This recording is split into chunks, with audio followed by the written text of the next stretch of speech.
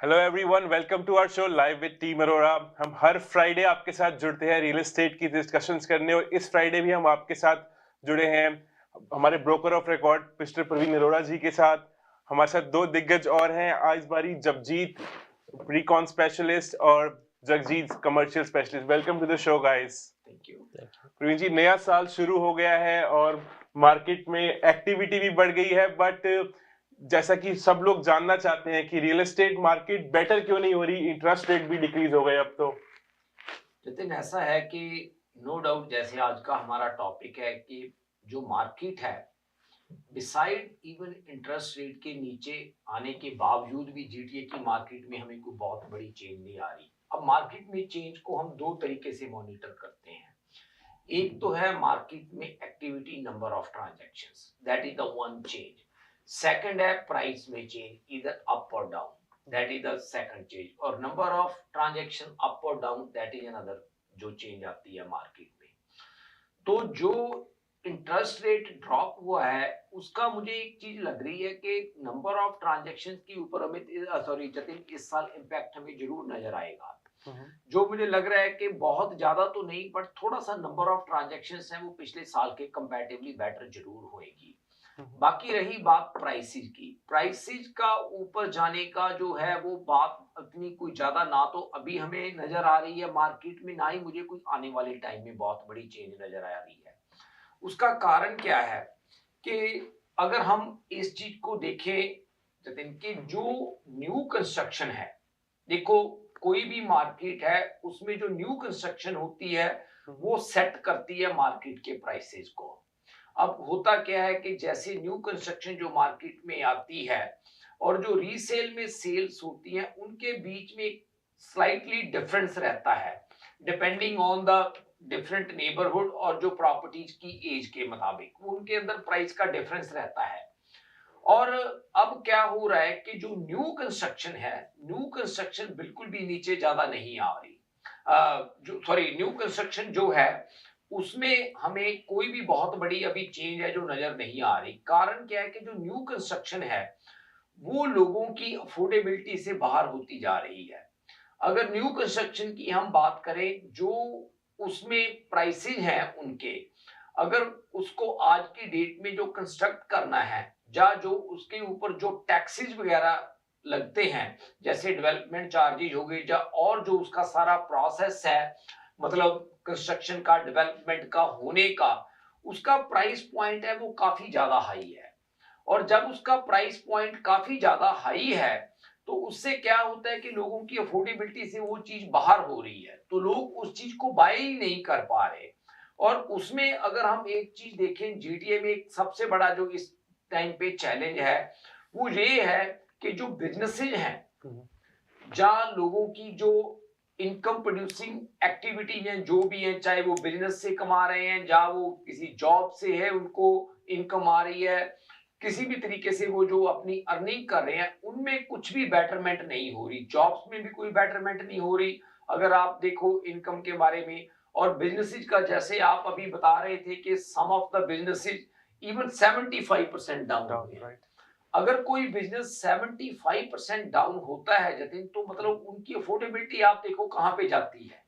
क्योंकि हर कोई आदमी जो बिजनेस ओनर है या जो कि जॉब करता है, इवेंचुअली रहने के लिए घर जो है, एक शेल्टर है, वो सभी को चाहिए, वो बाय करते हैं। जब उनकी अफोर्डेबिलिटी ही नहीं होगी तो उसकी वजह से क्या है कि जो नई मार्केट में सेल्स हैं, जो नई प्रॉपर्टीज की हैं, वो लोगों की अफोर्डेबिलिटी से बाहर होती जा रही है। और वही एक सबसे बड़ा कारण बनता जा रहा है कि जीटीए में जो प्राइसेज हैं, क्योंकि लोगों की अफोर्डेबिलिटी इतनी ज्यादा डाउन हो चुकी है, उनको कोई भी ज्यादा बूस्ट है वो नहीं मिल रहा। और एक चीज और भी है कि चाहे इंटरेस्ट रेट ड्रॉप हुआ है, कई बार ऐसा भी बात नहीं है, कई लोगों की अफोर्डेबिलिटी है भी चीजों की, बट जो मार्केट में अभी इकोनॉमिकल और पॉलिटिकल इंस्टेबिलिटी चल रही है, लोगों को यही नहीं पिक्चर क्लियर हो रही कि आने वाले टाइम में होएगा क्या, मार्केट में कौन सी चीज कैसे होएगी।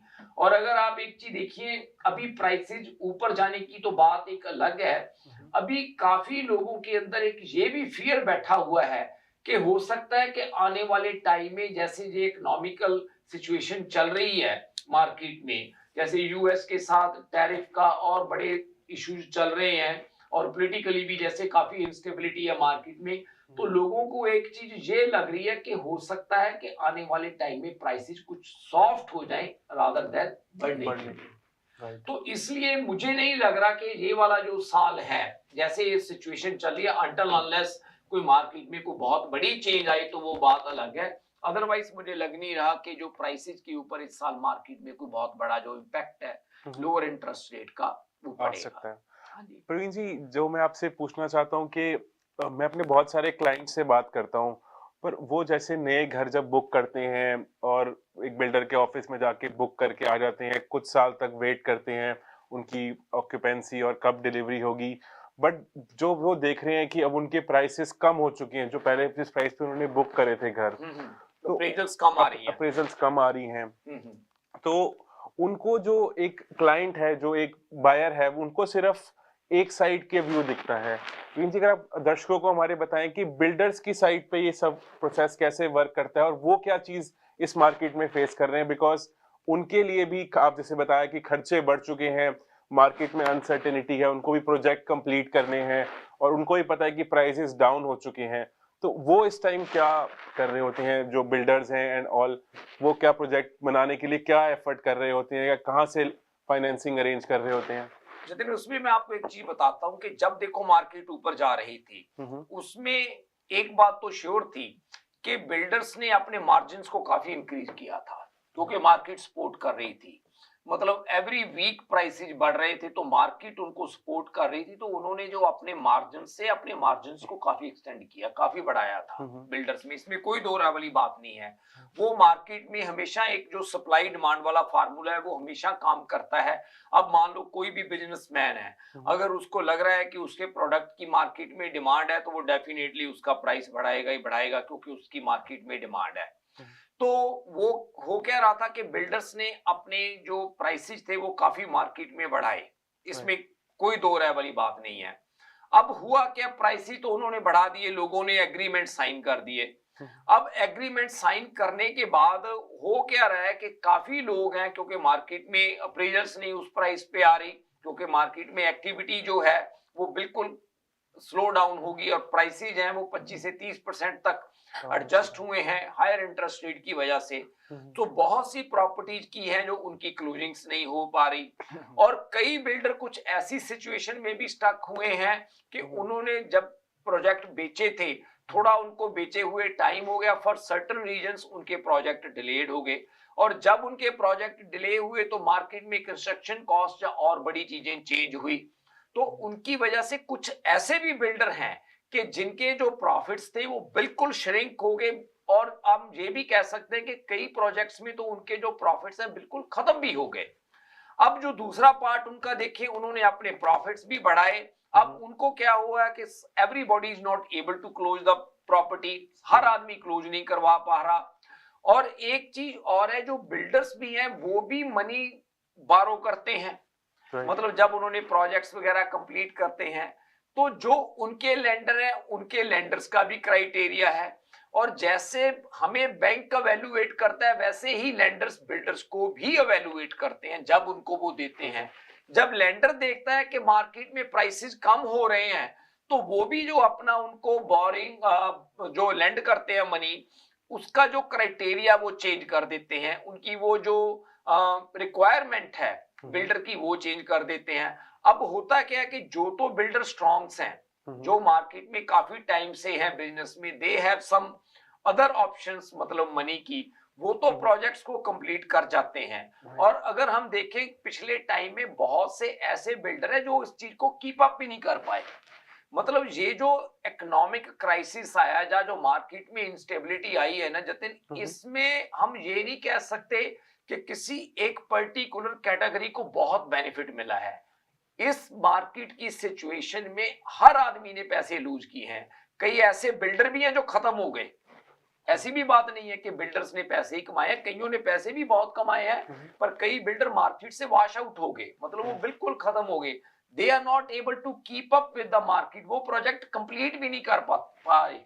और उनका क्या हुआ कि जो उनकी खुद की इन्वेस्टमेंट थी वो खत्म होगी। और ऐसे ही लोगों के साथ हुआ, कई लोगों ने 2-2 ढाई-ढाई लाख डॉलर के डिपॉजिट्स दिए थे। अब क्या हुआ, ना तो वो प्रॉपर्टी को क्लोज कर पाए और ना ही उनकी वो अप्रेजल्स उस प्राइस पे आई। अब उन्होंने वो जो डिपॉजिट था 2-2.5 लाख, वो तो लूज किया ही किया है। On the top of that they are still on the hook builder के साथ, कि अगर वो कल को बिल्डर उनको सू करता है, जब वो उनसे मांगते हैं कि जो प्राइस का डिफरेंस है, still they are liable for that. तो कहने का मतलब ये जो चीज है, और इसमें एक चीज और है जो मेरे को लगता है गवर्नमेंट को भी समझ नहीं आई कि मार्केट में हो क्या रहा है, वो टाइमली मैनर में अच्छी पॉलिसीज भी इंप्लीमेंट नहीं कर पाए। मतलब ये जो इंस्टेबिलिटी आई है, इसमें कोई एक कारण नहीं था, देयर वर मल्टीपल रीजंस जिस वजह से ये मार्केट ऐसे इंस्टेबल हुई है। और इस मार्केट में मैं ये कह सकता हूं कि हर कैटेगरी के लोगों ने पैसे लूज किए हैं इस मार्केट में। राइट। प्रिंस जी, अगर आप गवर्नमेंट को सजेस्ट करना चाहें कि कोई भी ऐसी पॉलिसी या कुछ भी ऐसी रेमेडी जो लोग सफर कर रहे हैं, और जैसे कि अब रिन्यूअल्स भी आने वाली हैं और लोगों की घरों की, तो कोई भी आप ऐसा कुछ सजेस्ट करना चाहें उनको, गवर्नमेंट को, जिससे हेल्प हो सके बायर्स की, जिन्होंने जो मार्केट में। देखो जतिन, मेरा एक अपना पर्सनल ओपिनियन है, मैं कोई इकोनॉमिस्ट तो नहीं हूं, बट मेरा एक अपना पर्सनल ओपिनियन है। और जैसे हम ग्राउंड पे लोगों को देखते हैं, मैंने पहले भी 1-2 बार इस चीज के बारे में बात की है कि जो फर्स्ट टाइम बायर हैं और जो लोगों का प्रिंसिपल रेजिडेंस है, जिस घर में वो रह रहे हैं, उसके ऊपर 1-2 चीजें गवर्नमेंट को जरूर इंप्लीमेंट करनी चाहिए। एक तो नंबर 1 ये है कि उसके ऊपर जो वो बैंक से मनी बोरो करते हैं, उनको क्वालिफाई करने का क्राइटेरिया थोड़ा सॉफ्ट होना चाहिए, क्योंकि ये लोगों की एक बेसिक नेसेसिटी है, एक शेल्टर है, हर आदमी को रहने के लिए घर चाहिए। अगर हम इस चीज को सॉफ्ट नहीं करते, फर्स्ट टाइम मार्केट में एंटर नहीं कर पाता बायर, और जो लोग रह रहे हैं और उनकी अफोर्डेबिलिटी इतनी मुश्किल होती जा रही है कि उनको अपने घर छोड़कर रेंटल्स पे जाना पड़ रहा है, which is not a good scenario इधर के। आप इस कंट्री में 25-30 साल से रह रहे हैं, 25-30 साल आपने इस कंट्री में काम किया, 30 साल बाद आप अपना शेल्टर भी लूज कर जाते हैं। So that is not a good scenario, जो कि आजकल काफी लोगों के साथ हो रहा है। तो एक तो उनको जो क्वालिफाई करने का क्राइटेरिया है उसमें चेंज आनी चाहिए, खास करके इन 2 कैटेगरीज के लिए। और जो दूसरा है, मेरा मानना है कि उनके लिए इंटरेस्ट रेट में भी उनको कुछ ना कुछ रिलीफ देना चाहिए, उन लोगों को कि कुछ ना कुछ रिलीफ देना चाहिए। और तीसरी चीज ये है कि जैसे गवर्नमेंट एचएसटी की रिबेट देती है 24,000, जो फेडरल गवर्नमेंट है वो एचएसटी का रिबेट का पोर्शन देती है 24,000, वो बिल्डर उसमें से काम करके वो प्राइस डिसाइड करते हैं। ऐसे ही जो म्यूनिसिपैलिटीज हैं, जो मेरे को लगता है कि जिस सिटी में वो घर बन रहा है, जो आदमी अपने प्रिंसिपल रेजिडेंस के लिए घर लेता है, सिटीज को उनके ऊपर कुछ ना कुछ डेवलपमेंट चार्जेस पे उन लोगों को कोई ना कोई रिलीफ जरूर देना चाहिए। तो देर आर मल्टीपल वेज जहां पे हम जो फर्स्ट टाइम बायर्स हैं, जो लोग अपना प्रिंसिपल रेजिडेंस ले रहे हैं, उनको कुछ ना कुछ रिलीफ दे। यस, अगर कोई आदमी इन्वेस्टमेंट कर रहा है, आप उससे चार्जेस ले लो, मतलब कोई प्रॉब्लम नहीं है, क्योंकि वो उससे रेवेन्यू जनरेट करने की वो इन्वेस्टमेंट है उसकी। पर जो लोगों का शेल्टर है, रहने की जगह है, उसके ऊपर मुझे लगता है कि उनको कोई ना कोई इस चीज में रिलीफ है जो जरूर देना चाहिए। राइट प्रवीण जी, मैं एक हमारी प्री-कॉन स्पेशलिस्ट जगजीत जी से ही पूछना चाहूंगा कि जो प्री कंस्ट्रक्शन का जो एरिया है, न्यू डेवलपमेंट का जो एरिया है, उसमें आप क्या देखते हैं कि मार्केट बेटर होगी आने वाले टाइम में? क्या इंटरेस्ट रेट का कोई इम्पैक्ट रहा कम होने का? अगर आप थोड़ा बताएं। जो प्री कंस्ट्रक्शन है, जैसे हम देख ही रहे हैं कि जो बिल्डर्स अब ज़्यादा प्रोजेक्ट्स नहीं रिलीव कर रहे, स्पेशली ये जो फॉल विंटर टाइम निकला है पिछले साल का, बिल्डर्स काफ़ी स्लो डाउन हो जाते हैं। एंड अभी भी मुझे ज़्यादा नहीं दिख रहे कि कोई नए प्रोजेक्ट्स आ रहे हों। यस, जो पुराने प्रोजेक्ट्स हैं उनके बिल्डर्स ट्राई कर रहे हैं, जिनकी इन्वेंटोरी बची है, कि इन्हें हम रीलॉन्च करें, विद मोर एक्साइटिंग इंसेंटिव्स, किसी तरह अट्रैक्ट करें बायर्स को, क्योंकि इनकी ऑलरेडी इन्वेंटोरी पड़ी है। बट अगर कहीं के बहुत नए प्रोजेक्ट्स आएंगे इस साल, वो चीज़ मुझे दिख नहीं रही है। May be during the summer time बाद में कोई 1-2 प्रोजेक्ट आ जाए, बट वैसा नहीं हो रहा कि बहुत सारे प्रोजेक्ट्स आ रहे हों। तो बिल्डर्स एक चीज जब ये भी है, क्योंकि पीछे क्रिसमस में मैं मतलब जैसे काफी लोगों के साथ मेरी इंटरेक्शन हुई और काफ़ी बिल्डर्स के साथ भी बात हुई, जैसे जगजीत कह रही हैं, कई तो ऐसे बिल्डर्स हैं जितिन, वो मेरे को नहीं लग रहा कि आने वाले 2-3 साल भी मार्केट में एंटर कर पाएंगे। मतलब जैसे मार्केट की सिचुएशन है ना, तो वो आने वाले 2-3 साल तक भी मार्केट में मेरे को नहीं लग रहा एंटर कर पाएंगे।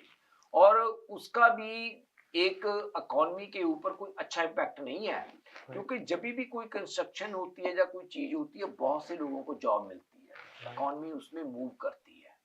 और ये जो अभी सिचुएशन बनती जा रही है, इससे ये नहीं है कि वो लोग भी, मतलब मार्केट में जैसे जगजीत ने कहा, मुझे नहीं लग रहा कि प्री कंस्ट्रक्शन में कोई बहुत ज्यादा आने वाले टाइम में इन्वेंट्री हमें देखने को मिलेगी शायद, खास करके लो राइज में तो मेरे को बहुत बड़ी चीज, हाई राइज पॉसिबल है, हाई राइज इसलिए क्योंकि पहले के ऑलरेडी काफी प्रोजेक्ट स्टार्ट हुए हैं, लो राइज में मेरे को लग नहीं रहा कि कोई बहुत बड़ी मार्केट में ये ऐसी चीज हमें नजर आएगी।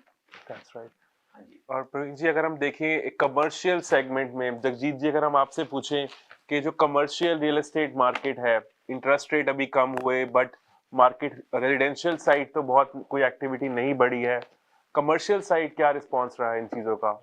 जतिन जी, सो कमर्शियल साइड में इम्पैक्ट जरा बूस्ट कमर्शियल में बूस्ट होया because due to low inventory, so that made the impact commercial में। हाँ जी, कमर्शियल में जतन एक चीज है, जैसे जैक कह रहे हैं कि एब्सोल्युटली राइट के कमर्शियल में हमेशा अवेलेबिलिटी कम रहती है।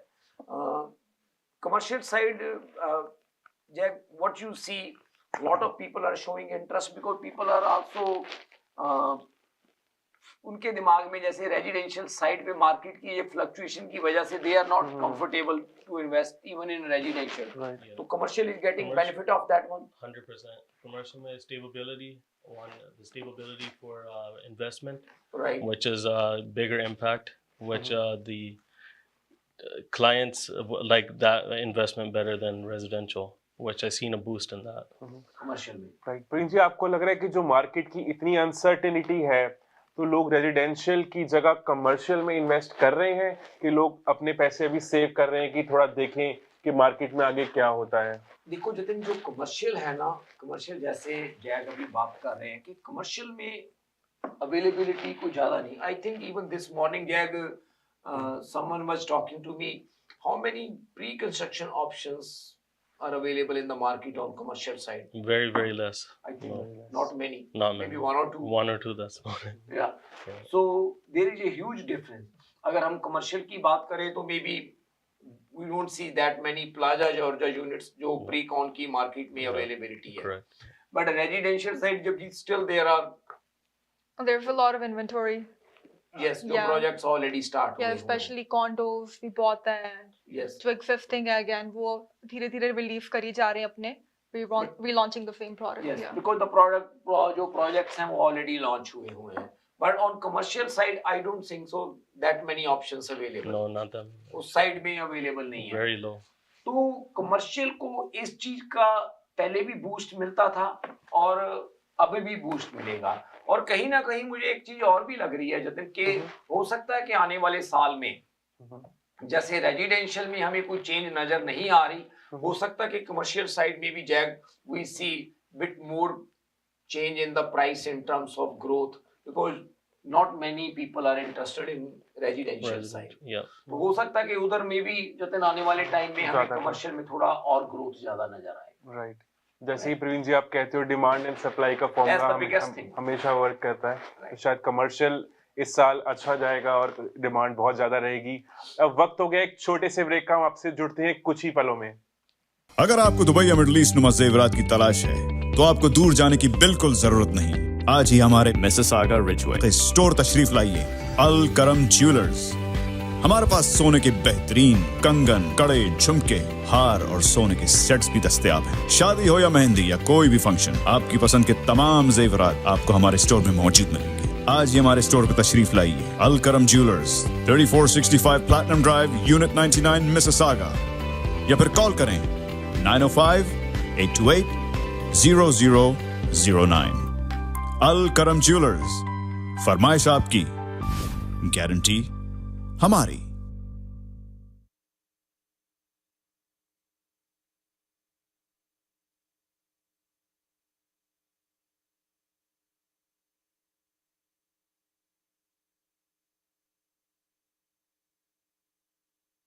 Chai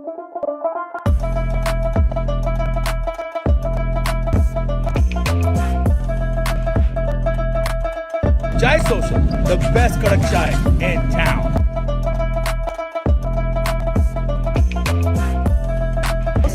Aromatic, delicious, and जबरदस्त बहुत आला चाय आला चूरो चाय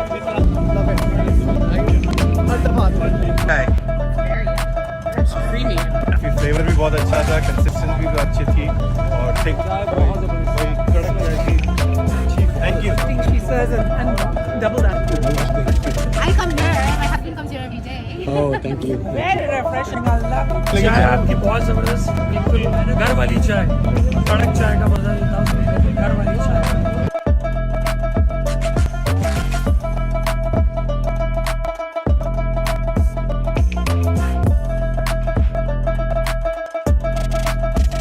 हमारा सीजन ओपनर था 2024 का for desi bikers of Canada and Chai Social sponsor we want to thank the team of Chai Social absolutely great experience great kadak chai best kadak chai in town Absolutely. Chai Social 100%. Everybody loved it. We appreciate your support and hopefully we can count on you in the future.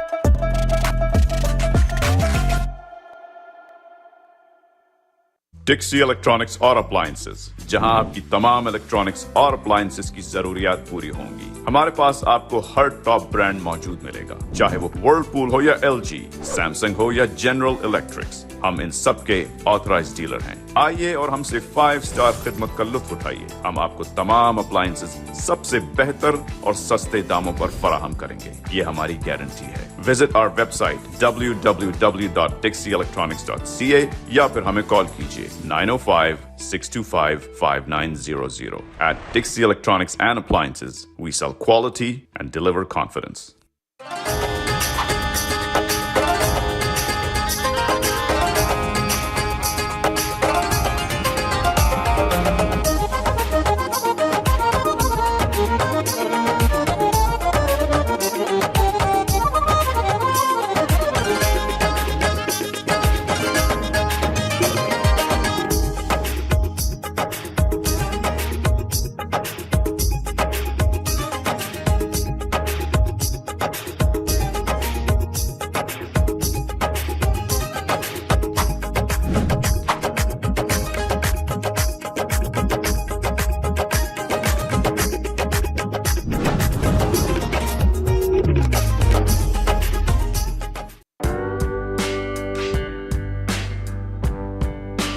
Canada में बढ़ती हुई महंगाई, जराइम में बेहद इजाफा, घरों की आसमान को छूती कीमतें, स्कूल में छोटे बच्चों की फौहश सेक्स एजुकेशन।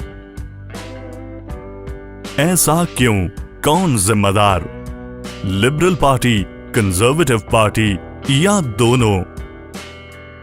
इन जैसे मसाइल के हल के लिए 2020 में मारूफ न्यूरोलॉजिस्ट डॉक्टर राणा ने सेंट्रिस्ट पार्टी की बुनियाद रखी।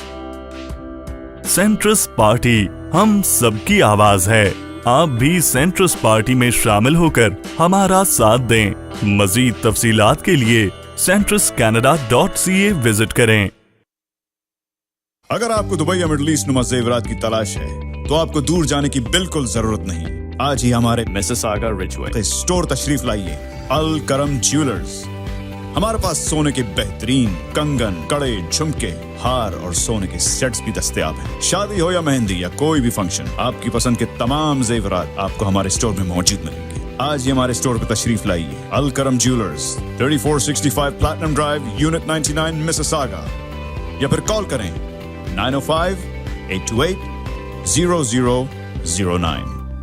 अल करम ज्वेलर्स, फरमाइश आपकी, गारंटी हमारी।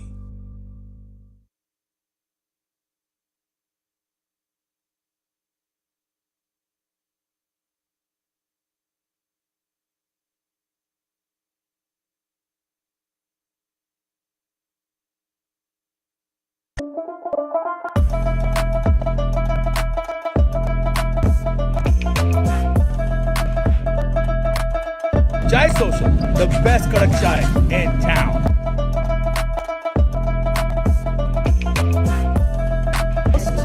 aromatic, delicious, and जबरदस्त बहुत आला चाय आला चूरो चाय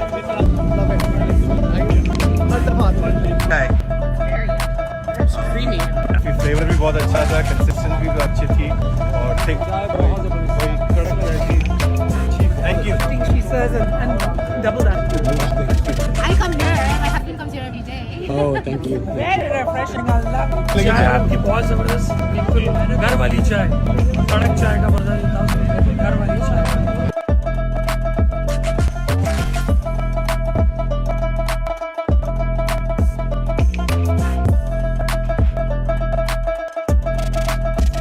हमारा सीजन ओपनर था 2024 का for desi bikers of Canada Chai Social sponsor we want to thank the team of Chai Social absolutely great experience great kadak chai best kadak chai in town Absolutely. Chai Social 100% everybody loved it appreciate your support and hopefully we can count on you in the future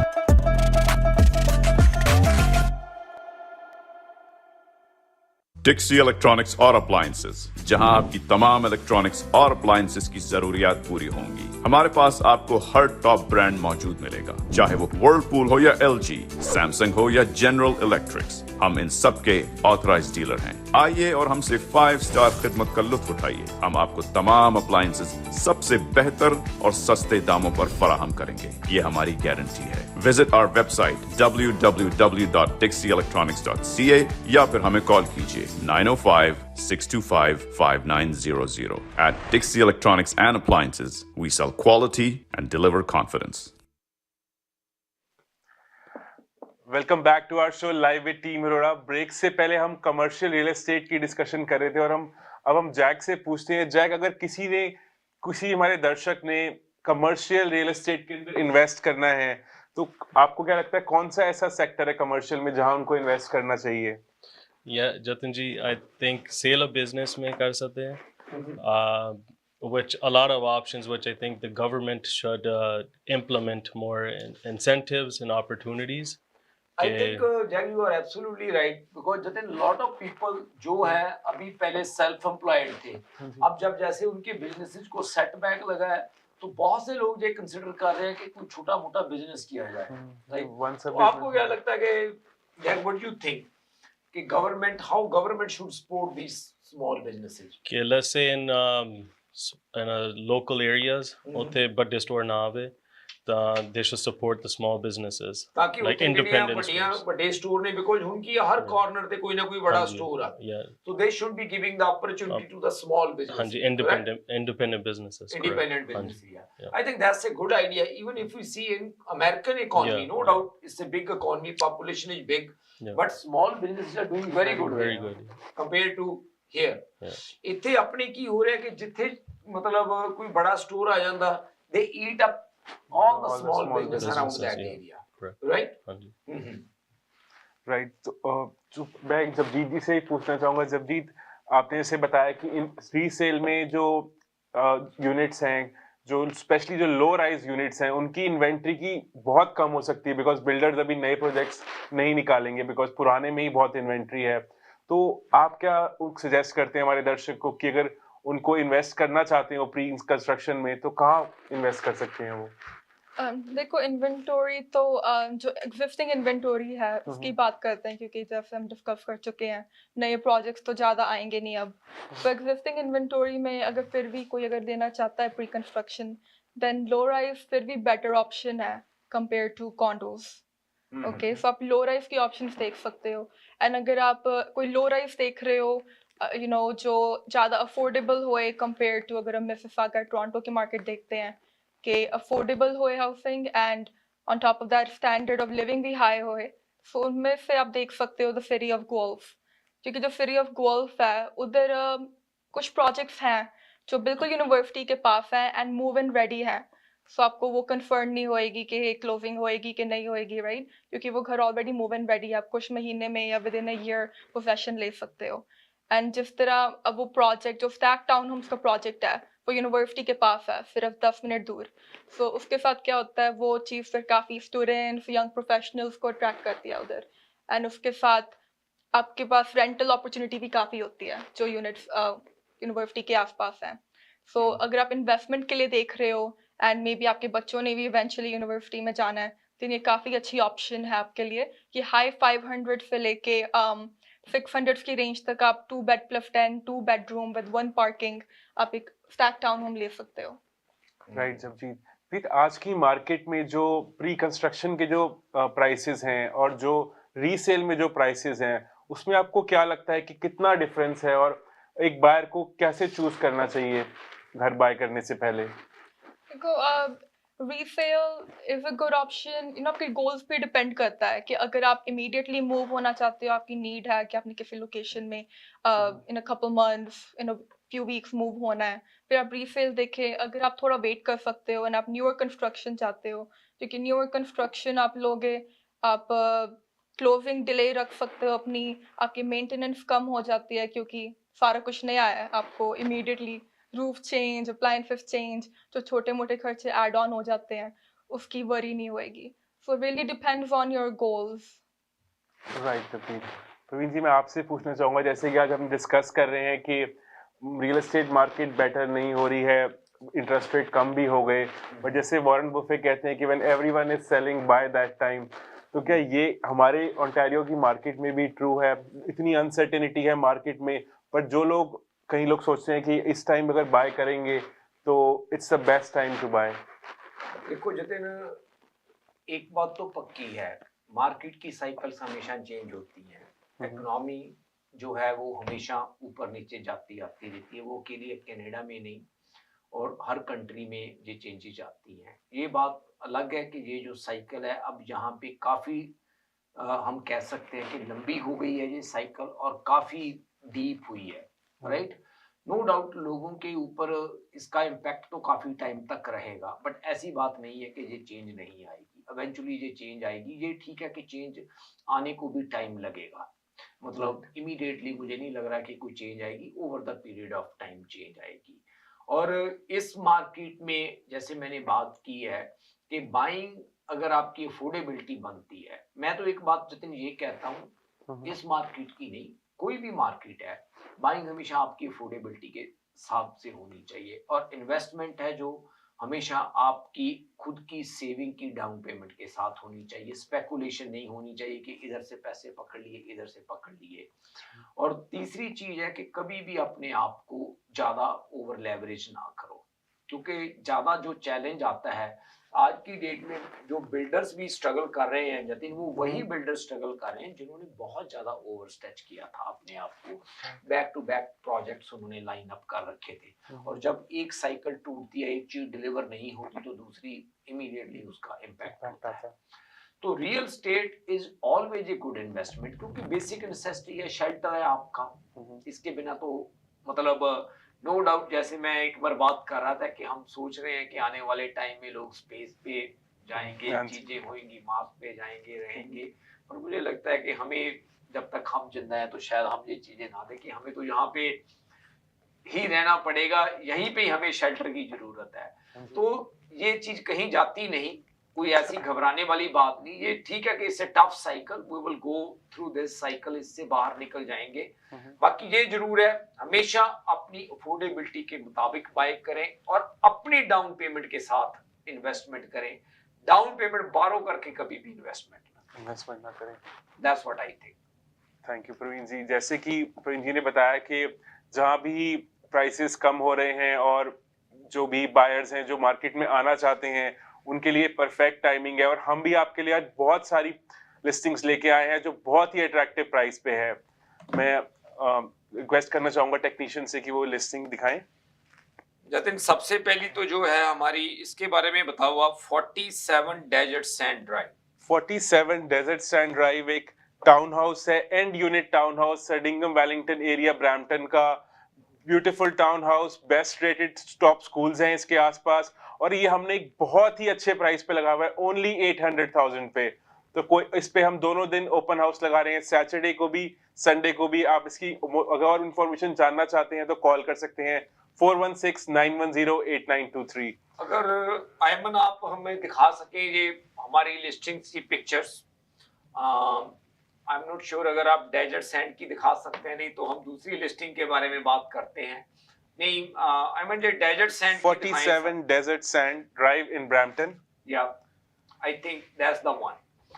जो next हमारी listing है जतिन वो है 8 कमाना road. 8 कमाना road की, हाँ जी, ये जो है जतिन ये भी टाउन हाउस है और ये टाउन हाउस 4 बेडरूम का, इसका साइज बड़ा है, 2000 स्क्वायर फीट प्लस है इसकी स्क्वायर फुटेज और इसकी भी बेसमेंट फिनिश्ड है और ये हम कह सकते हैं कि काफी हाई डिमांड एरिया में है, फाइनेंशियल ड्राइव और मिस्सागा रोड के पास। और इसके ऊपर भी हम दोनों दिन ओपन हाउस लगा रहे हैं। फर्स्ट टाइम बायर्स के लिए काफी अच्छी ऑप्शन है। काफी लोग हैं जो मिस्सागा में रहते हैं, वो चाहते हैं कि वो मिस्सागा में कोई नई प्रॉपर्टी लें, बट मिस्सागा में इतनी ज्यादा ऑप्शन है नहीं, फ्री होल्ड नई प्रॉपर्टीज की बड़े साइज के, और प्राइस रेंज अगर है भी है तो प्राइस रेंज का काफी फर्क है। तो ये बिल्कुल बॉर्डर है मिस्सागा और ब्रैम्पटन का, तो जो लोग मिस्सागा में भी रहते हैं उनके लिए ये काफी अच्छी ऑप्शन हो सकती है। जो नेक्स्ट प्रॉपर्टी है ये है 61 चारकोल वे। अगर आप 61 चारकोल वे दिखाएं, ये जो प्रॉपर्टी है ये भी बिल्कुल ब्रैम्पटन और मिस्सागा के बॉर्डर पे है, साउथ ऑफ स्टील्स है और ये जो है ये 4 बेडरूम का डीटैच घर है और इसकी बेसमेंट अपार्टमेंट बनी हुई है जतिन, और बहुत ही अट्रैक्टिव प्राइस के ऊपर हमने ये प्रॉपर्टी लगाई है 61 ये चारकोल वे, और इसके ऊपर भी हम कल को ओपन हाउस लगा रहे हैं। जो नेक्स्ट प्रॉपर्टी है हमारी वो है जी 1316 विटनी टेरेस मिल्टन में, और ये जो प्रॉपर्टी है मिल्टन में है, इसकी बेसमेंट लीगली फिनिश्ड है अपने यूज के लिए, बट इसको कन्वर्ट किया जा सकता है इजीली एक रेंटल अपार्टमेंट के अंदर भी। और ये जो घर है वेल मेंटेन्ड प्रॉपर्टी है और ज्यादा पुरानी प्रॉपर्टी भी नहीं है, और ये भी प्रॉपर्टी हमने बहुत ही अट्रैक्टिव प्राइस के ऊपर लगाई है और इसके ऊपर भी हम इस वीकेंड के ऊपर ओपन हाउस लगा रहे हैं। और जतिन नेक्स्ट प्रॉपर्टी है जो 25 लैडब्रुक क्रेसेंट। 25 लैडब्रुक क्रेसेंट ब्रैम्पटन के बहुत ही प्रेस्टिजियस नेबरहुड क्रेडिट वैली के अंदर एक 50 फीट लॉट है, जो हमने अभी के अभी उसका प्राइस हमने $100,000 से डिक्रीज किया है। इसमें 4 बेडरूम्स हैं, बेसमेंट भी फिनिश है, इसमें 2 बेडरूम है, रेंटेबल बेसमेंट है इसकी, बहुत ही लग्जरी फिनिशेस हैं इसके अंदर, और इस पे अभी हम दोनों दिन ओपन हाउस लगा रहे हैं, सैटरडे एंड संडे। जो हमारी नेक्स्ट प्रॉपर्टी है वो है 15 साइड रोड के ऊपर हॉल्टन में। ये जो प्रॉपर्टी है इसमें 4 एकड़ से ज्यादा लैंड का पार्सल है इस प्रॉपर्टी में, और जैसे आप देख रहे हैं इसमें काफी अच्छा लिवेबल घर बना हुआ है और इसमें उन्होंने वॉशरूम्स नए रेनोवेट किए हैं, काफी चीजें उन्होंने घर में अभी रिसेंटली की हैं।